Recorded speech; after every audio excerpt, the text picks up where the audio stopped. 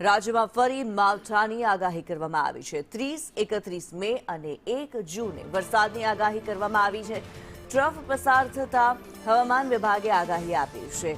ઉત્તર ગુજરાત અને મધ્ય ગુજરાતમાં આગાહી કરવામાં આવી। 30 મેના રોજ બનાસકાંઠા, અરવલ્લી, મહીસાગરમાં આગાહી, જ્યારે 31 મેના રોજ સાબરકાંઠા, અરવલ્લીમાં આગાહી કરવામાં આવી।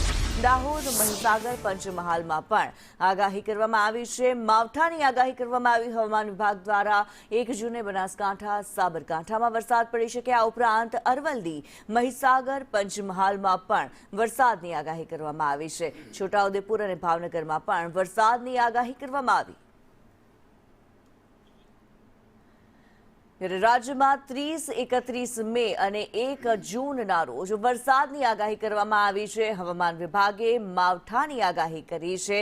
ઉત્તર ગુજરાતના જે કેટલાક જિલ્લાઓ છે તેમાં વરસાદ વરસી શકે છે। ઉપરાંત દક્ષિણ ગુજરાતના પણ કેટલાક જિલ્લાઓમાં વરસાદ વરસી શકે છે। ભાવનગરમાં પણ વરસાદની સંભાવનાઓ વ્યક્ત કરવામાં આવી છે। 30-31 મે અને 1 જૂન માવઠાની આગાહી હવામાન વિભાગે કરી।